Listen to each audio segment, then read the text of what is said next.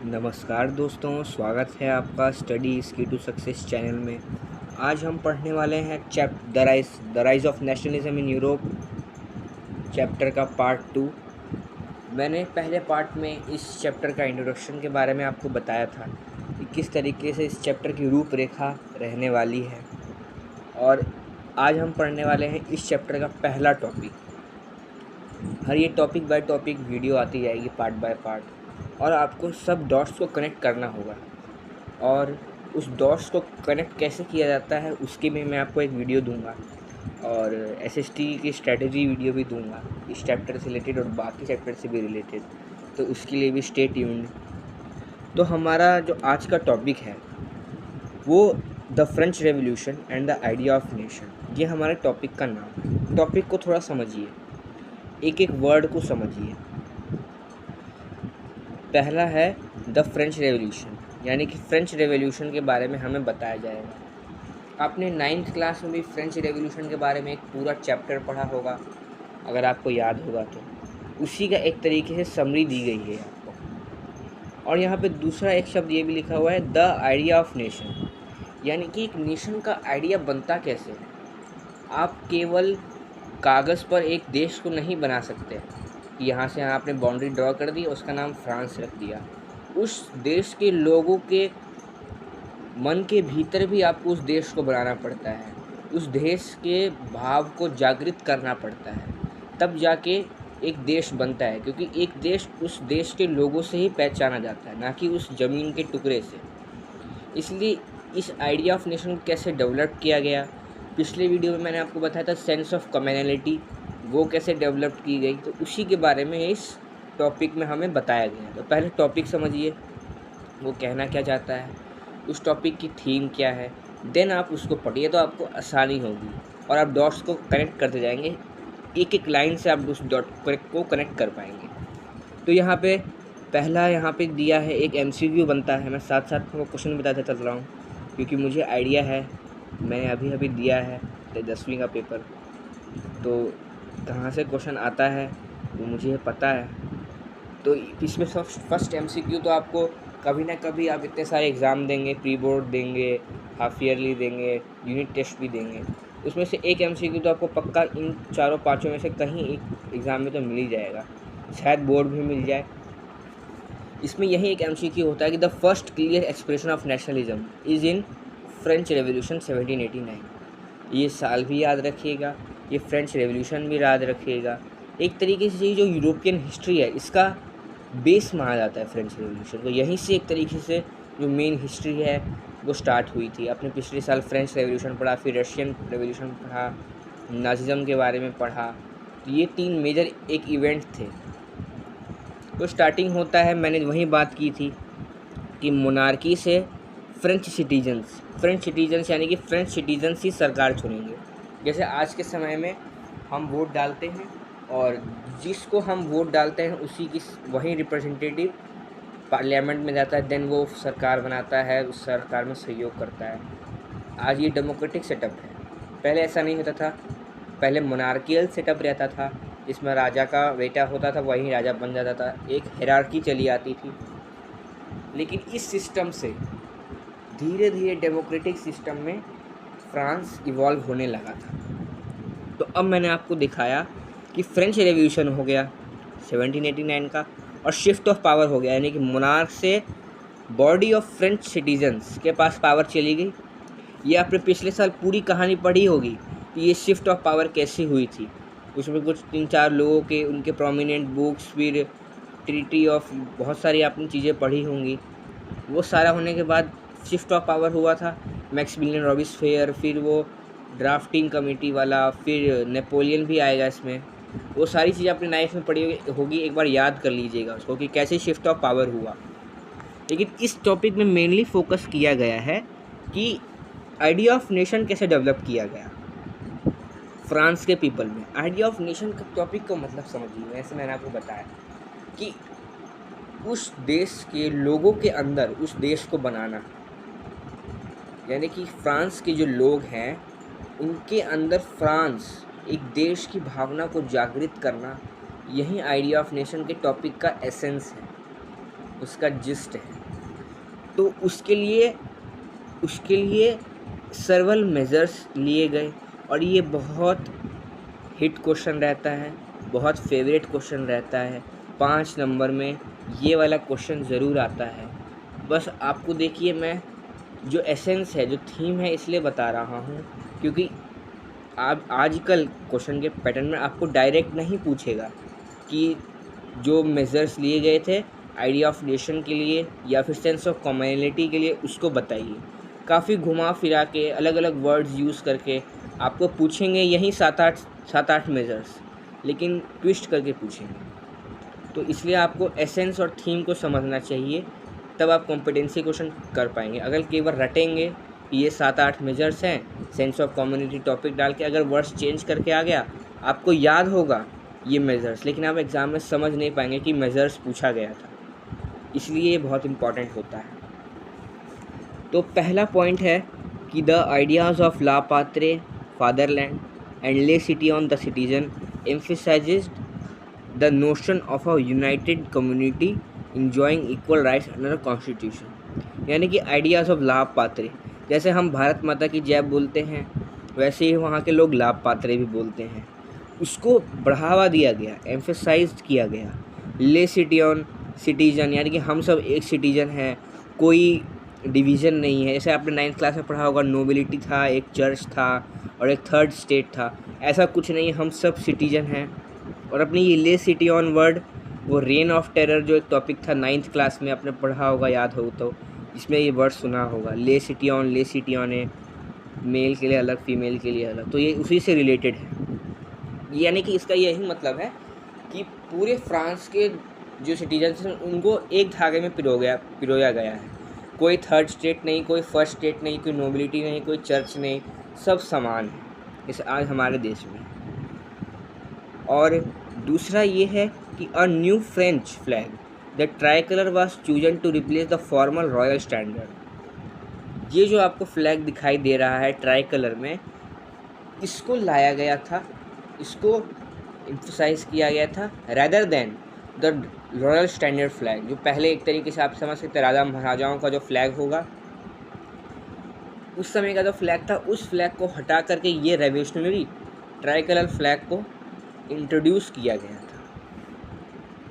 उसके बाद है कि द ईस्ट स्टेट्स जनरल, आपको याद होगा ईस्ट स्टेट जनरल की एक मीटिंग हुई थी 5 मई को, ऐसे कुछ डेट था। उसका नाम बदलकर उसको नेशनल असेंबली कर दिया गया। और यहाँ पे आपको एक और चीज़ याद आ रही होगी कि ये 9th क्लास से काफ़ी टॉपिक रिलेटेबल है। The east states general was elected by the body of active citizens. आपने पढ़ा होगा एक्टिव और पैसिव सिटीजन्स। पैसिव सिटीजन्स जो वोट नहीं दे सकते थे, जिसमें चिल्ड्रेन, वुमेन और उसमें मेन भी आते थे जिनके पास प्रॉपर्टी नहीं थी। और एक्टिव वहीं थे जिनके पास, जो मेन थे 21 साल से अबव एज थी उनकी, और प्लस उनके पास एक क्राइटेरिया था प्रॉपर्टी का, वो होता था तभी वो लोग वोट कर पाते थे। तो एक्टिव पैसिव सिटीजन, ये भी आपने 9th क्लास में पढ़ा होगा। और उसी स्टेट जनरल को नेशनल असेंबली का नाम दे दिया गया। नेशनल वर्ड सुन के ही एक सिंगुलैरिटी का भाव आता है, एक यूनिफिकेशन का भाव आता है, इसलिए ये किया गया है। आप रटने मत जाइए, पीछे का लॉजिक समझेंगे तो अपने आप याद होता चला जाएगा। उसके बाद ये लिखा है कि न्यू हाइम्सबर्ग कंपोज, हाइम्स मतलब एक तरीके से जो गाने होते हैं, देशभक्ति के गाने होते हैं। आपको याद होगा मर्सेल्स से लोग निकले थे, फिर मर्सेलिस गाते गाते वो नेशनल एंथम बन गया। ऐसे बहुत सारे कोई देशभक्ति के गाने रहे होंगे, उनको कंपोज किया गया। और ओथ वर टेकन, शपथ ली गई। जैसे आज भी जब सरकार या मंत्री बनते हैं तो शपथ लेते हैं कि हम अच्छे से काम करेंगे, वैसे उस समय भी लिया गया था।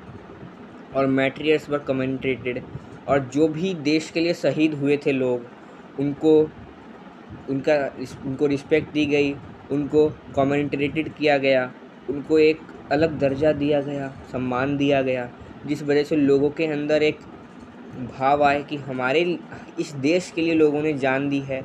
वह देश का भाव जागृत करने के लिए ही ये मटेरियल्स को कमेंटेट किया गया था कि इस देश की वैल्यू उनको बताया जाए, कि इस देश के नाम पर वो लोग शहीद हो गए, कि इस वजह से फ्रांस के लोगों के अंदर एक देश के प्रति एक रिस्पेक्ट जागा और देश के प्रति भी, उनके प्रति भी जान न्यौछावर करने की एक इच्छा शक्ति जागृत हुई फ्रांस के लोगों के अंदर। इसके बाद a centralised administrative system was put place and it formulated uniform laws for all citizen within its territory.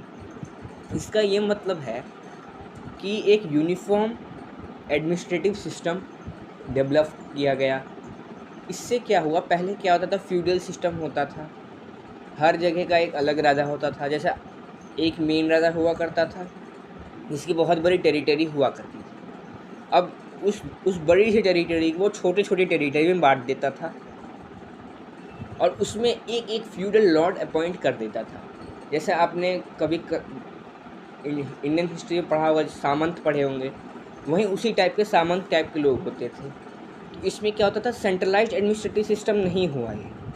अब वो फ्यूडल लॉर्ड जो है वो अपनी जो एरिया है उसका एडमिनिस्ट्रेशन हो गया, वो एरिया उसके हिसाब से चलेगा। लेकिन सेंट्रलाइज्ड एडमिनिस्ट्रेटिव सिस्टम में क्या हुआ कि इन फ्यूडल लॉर्ड्स को हटा दिया गया, एक सेंट्रलाइज्ड एडमिनिस्ट्रेटर।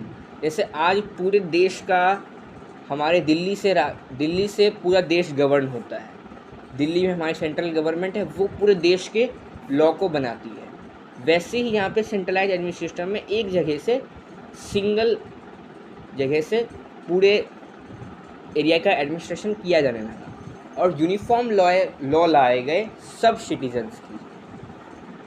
अगर आपको 9th क्लास याद हो तो आपने पढ़ा होगा, एक टैक्स होता था, एक टैली टैक्स होता था, यानी कि कुछ ऐसे टैक्स थे जो नोबिलिटी और चर्च को नहीं देने पड़ते थे, केवल थर्ड स्टेट को देने पड़ते थे। तो यहाँ पे आपने देखा कि ये यूनिफॉर्म लॉज नहीं है, लॉज सबके लिए सेम नहीं थे। 9th क्लास की बात कर रहा हूँ मैं, जब फ्रेंच रेवोल्यूशन से पहले की बात है। लेकिन अब फ्रेंच रेवोल्यूशन हो चुका है तो यूनिफॉर्म लॉ है सब सिटीजन के लिए, क्योंकि ये जो देश है फ्रांस, वो ले सिटियन ऑल सिटीजन्स आर इक्वल के रास्ते पर चल रहा है। तो उसके लिए ये तो उसको करना ही पड़ेगा, ये तो ऑब्वियसली सी बात है। तो ये अब तक पॉइंट हो गए। उसके बाद अगला पॉइंट है कि internal custom duties were abolished and dues were abolished and uniform system of weights and measures are adopted. ये भी सेम टॉपिक है, पिछले लाइन से इंटर रिलेटेड है कि अलग अलग फ्यूडल सिस्टम में अलग अलग फ्यूडल लॉट के अलग अलग एरिया होते थे। अब उस अलग अलग एरिया में वेट सिस्टम अलग होता था, मेजर सिस्टम अलग होता था, करेंसी अलग चलती थी। मान लीजिए ट्रेडर्स हैं, ट्रेडर्स तो ट्रैवल करते रहते हैं for better prices, for better opportunities. तो एक जगह से दूसरी जगह जाते थे तो वहाँ पे वेट मेजर ही चेंज हो जाता था, मेजरमेंट का चीज़ ही चेंज हो जाता था, करेंसी ही चेंज हो जाती थी। मान लीजिए वो एक जगह से चले, वहाँ पे उनके पास 50 रुपये थे और वो जैसे दूसरी जगह पे गए, उस 50 रुपये की वैल्यू केवल 25 रुपये रह गई, उनका तो नुकसान हो गया। इस वजह से इसको ठीक करने के लिए एक यूनिफॉर्म सिस्टम लाया गया वेट्स एंड मेजर्स का। तब जाके जो ट्रेडर्स थे उनकी सिचुएशन थोड़ी सी बेहतर हुई और जो बिजनेस क्लास के लोग थे उनके लिए भी काफ़ी अच्छा काम किया गया था ये। उसके बाद रीजनल डायलेक्ट्स पर डिस्करेज्ड। फ्रांस के अंदर बहुत सारी रीजनल डायलेक्ट्स बोली जाती थी, उनको डिस्करेज किया गया और सिंगल फ्रांस लैंग्वेज को, फ्रेंच लैंग्वेज को बढ़ावा दिया गया। ये क्यों दिया गया केवल एक लैंग्वेज को? सेंस ऑफ कॉमनैलिटी बनाने के लिए।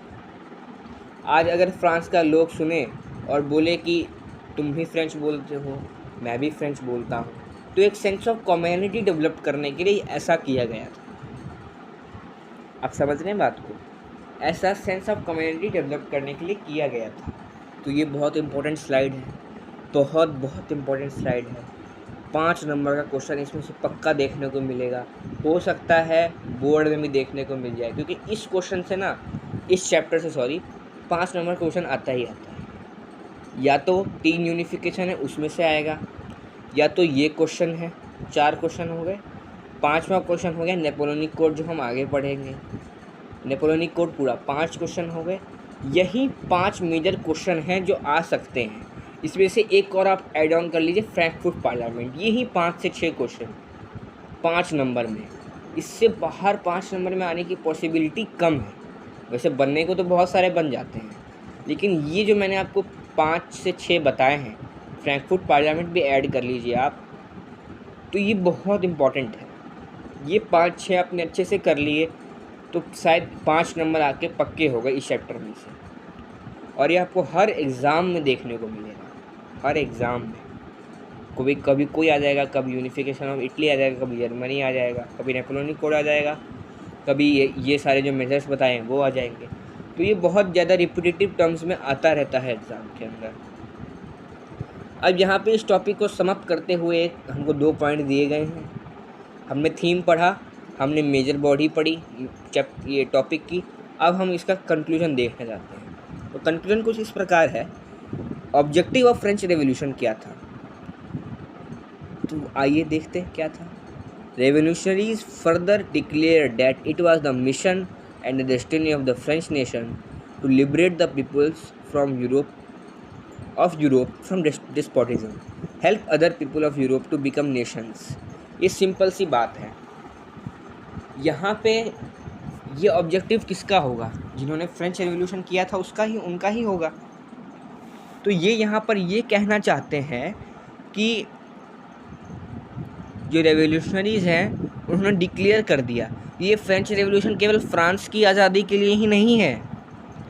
इस फ्रेंच रेवोल्यूशन को, हमारे फ्रांस देश को, बाकी लोगों को भी, यूरोप के बाकी लोगों को भी डेस्पोटिज्म को यहाँ पे मोनार्की कहा गया है।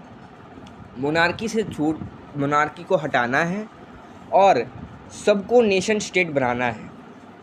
यानी कि जो फ्रांस के जो क्रांतिकारी थे उन्होंने ये बीड़ा उठा लिया कि सब देशों को नेशन स्टेट बनाना है और वहाँ से डेस्पोटिज्म हटाना है। तो ये उनका नारा था। आइए देखिए उसको उन्होंने कैसे पूरा किया। हिस्ट्री जो है एक पैटर्न में मूव कर दी जाती है। आपको एक स्लाइड से दूसरी स्लाइड बिल्कुल कलेक्टेबल लगेगी, आपको कहानी जैसे रुचि होगा। अभी जैसे मैंने बोला कि डेस्पोटिज्म से हटाना है, नेशन स्टेट बनाना है, तो कैसे बनाया, कैसे एक वर्ड आ गया, कैसे बनाया है, कैसे क्या किया उन्होंने कि नेशन स्टेट्स बनने लगे। तो यही आपके अगला स्लाइड में है। इससे क्या हुआ, सबसे पहले जैकोबिन क्लब्स का गठन हुआ। आपने 9th क्लास में जैकोबिन के बारे में बहुत कुछ पढ़ा होगा, मैक्सिमिलियन रॉबेस्पियर के बारे में पढ़ा होगा। अब एक इम्पॉर्टेंट पॉइंट आ रहा है। ये पॉइंट ना असर्शन रीजन के लिए भी इम्पॉर्टेंट है, क्योंकि जहाँ पे भी 1790s, 1780s, 1800s, mid 18th century, यहाँ पे लिखा जो होता है इस टाइप की लाइन, उस लाइन पे ध्यान दिया कीजिए और एक कॉपी में ऐसी लाइनें नोट कर लीजिए जहाँ पे डेट्स ऐसी दी गई हैं। असर्शन रीजन के लिए बहुत इंपॉर्टेंट होता है। यही क्वेश्चन आपको असर्शन रीजन में दे देगा। ये 1790s है ना, 1780s कर देगा और बहुत बारीक अंतर होगा, इसलिए लोग समझ नहीं पाएंगे इसको और गलत हो सकता है ये क्वेश्चन, ऐसे क्वेश्चन, क्योंकि बहुत अंदर से डीप क्वेश्चन अगर आता है तो यहाँ से असर्शन रीजन उठा सकते हैं और इस 1790s को 80s कर देंगे। 10 साल को ज़्यादा अंतर तो है नहीं, लेकिन एग्ज़ाम में कंफ्यूज होने के लिए बहुत है, इसलिए ये इंपॉर्टेंट लाइंस होती हैं। तो यहाँ पे लिखा गया है कि French आर्मीज which moved into Holland, Belgium and Switzerland and much of Italy in 1790s। अब हमने एक क्वेश्चन पूछा था कि कैसे लिबरेट करेंगे, तो अच्छा हम लोग समझ गए कि फ्रांस की आर्मी पूरे यूरोप में फैल गई। ये मैसेज देने के लिए, मोनार्की हटाने के लिए पूरी फ्रांस की आर्मी यूरोप में फैल गई। इमेजिन कीजिए थोड़ा सा। लेकिन यूरोप में पहले किन प्रोमिनेंट नेशंस में पहुंची, Holland, Belgium, Switzerland and Italy. ये 4 नेशन थे जो प्रोमिनेंटली वहाँ पे लोग फ्रेंच आर्मीज़ पहुंची थी। अब इसमें नेपोलियन का क्या रोल था, मैं आपको बता दूं कि 1789 में रेवोल्यूशन हुआ। फिर आपने 9th क्लास में पढ़ा होगा कि फिर मैक्सिमिलियन रॉबेस्पियर आया, फिर एक डायरेक्टरी प्रिंसिपल से रूल किया गया। उसके बाद 1804 में नेपोलियन आया। 1789 में रेवोल्यूशन हुआ, 1804 में नेपोलियन आया और उसने अपनी सत्ता जमाई फ्रांस में। और ये जो फ्रेंच आर्मीज़ लिखा है ना, वो ये एक्चुअली में ये नेपोलियनिक आर्मी ही है, ये नेपोलियनिक आर्मी ही है। तो नेपोलियन एंड हिज रोल, किस में रोल, क्या रोल, टॉपिक से कनेक्ट कीजिए कि भाई कि लोगों को लिबरेट करना है डेस्पोटिज्म से और सबको यूरोप को नेशन स्टेट बनाना है। तो अब इसके लिए क्या करेंगे, तो आप कॉमन सेंस लगाइए। जो जो फ्रांस में इम्प्लीमेंट किए थे मेजर्स, वैसे वैसे मेजर्स वो बाकी कंट्रीज़ में भी अप्लाई करेंगे। सिंपल सी बात है, रटने की कोई ज़रूरत ही नहीं है, सिंपल कॉमन सेंस है कि जो उन्होंने फ्रांस में किया नेशन स्टेट बनाने के लिए, वहीं अगर हॉलैंड में जाएंगे तो वही चीज़ करेंगे। ये तो कोई शक वाली बात नहीं है, वही चीज़ करेंगे, वही मेज़र होंगे। और उन्होंने इस मेज़र्स को, जितने भी मेज़र्स है ना, उसको एक कोड में निकलवा दिया, छपवा दिया, नेपोलियनिक कोड जिसको बोलते हैं। सबसे इम्पोर्टेंट टॉपिक नेपोलियनिक कोड, इसको सिविल कोड ऑफ 1804 भी बोलते हैं। बहुत बहरूपिया करके क्वेश्चन भी अगर आता है, वर्ड्स चेंज करके, थीम बदल करके, लेकिन आपको सिविल कोड ऑफ 1804 पता होना चाहिए। Civil code of 1804, Napoleonic code of 1804 दोनों एक ही बात है। तो आइए अब एक बार देख लेते हैं कि क्या क्या दिया गया है, सिविल कोड ऑफ 1804 बनाना ही क्यों पड़ा। यहाँ पे एक एनालॉगी लिखा है, नेपोलियन, फ्रांस से यूरोप।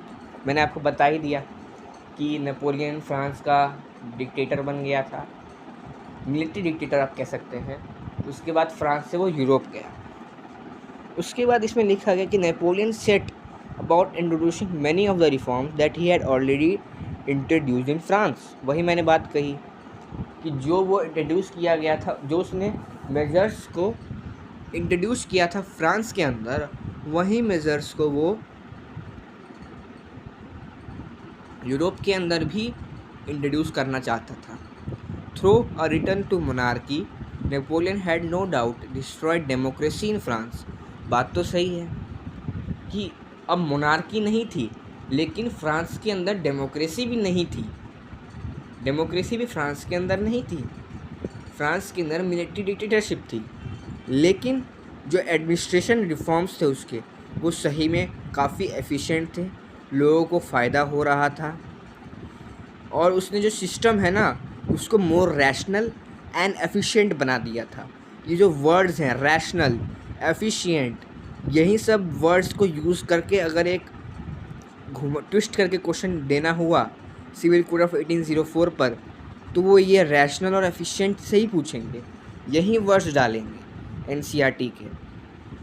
ठीक है, तो आइए हम पढ़ते हैं अब civil code of 1804। Civil code of 1804 आपका स्वागत करता है।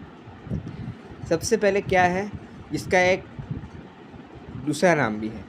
जैसे हम लोगों के दो नाम होते हैं, एक बाहर एक घर पर, वैसे भी इसके दो नाम हैं। एक है सिविल कोड ऑफ 1804 और एक है नेपोलियनिक कोड। नेपोलियनिक कोड इसका निक नेम है और इसका ऑफिशियल नेम है सिविल कोड ऑफ 1804। यह मैं आपको जस्ट याद करने के लिए लिख रहा हूँ, बोल रहा हूँ। ठीक है, तो इसमें कुछ 4-5 मेजर्स दिए गए हैं। आइए इसको देखते हैं और इसका आउटकम क्या हुआ। क्योंकि अगर आपको सिविल कोड ऑफ 1804 क्वेश्चन में पूछे तो केवल ये 4-5 मत लिखना, इसका आउटकम भी लिखना और दो तीन पॉइंट इसके इंट्रोडक्शन के भी लिखना। तो 2-3 पॉइंट इंट्रोडक्शन के हो गए, मेन 4-5 पॉइंट हो गए, कंक्लूजन के 1-2 पॉइंट हो गए, तो आपके टोटल 8 से 10 पॉइंट बन जाएंगे। क्योंकि 5 नंबर के क्वेश्चन में ना अब तक आपका 5 या 6 पॉइंट लिखते हुए आए होंगे, लेकिन बोर्ड्स में ना कई बार क्या होता है कि आपने 5 पॉइंट लिखे, मान लीजिए 5 पॉइंट लिखे 5 नंबर के लिए, उसमें से 1-2 पॉइंट कमज़ोर हो गया, ये 1-2 पॉइंट थोड़ा सा कम ताकतवर था, थोड़ा सा कम स्ट्रॉन्ग था। इस कारण से क्या होता है, टीचर आपके 1 नंबर काटते हैं। लेकिन अगर आप 8 पॉइंट 9 पॉइंट लिखोगे ना, तो अगर उसमें से 1-2 कमज़ोर भी होगा तो वो कवर हो जाएगा। टीचर को 5 नंबर के लिए 5 पॉइंट चाहिए, अगर आप 8 दे दोगे तो मान लीजिए 2 अगर वीक भी हुए तब भी आपके पास 6 पॉइंट होंगे रेलिवेंट, तो टीचर आपके नंबर नहीं काट सकता है। ठीक है, क्योंकि कई टीचर को आप बोर्ड्स के एग्ज़ाम दे रहे हो तो आपके स्कूल के तो टीचर चेक करेंगे नहीं, तो शायद कोई ऐसा टीचर हो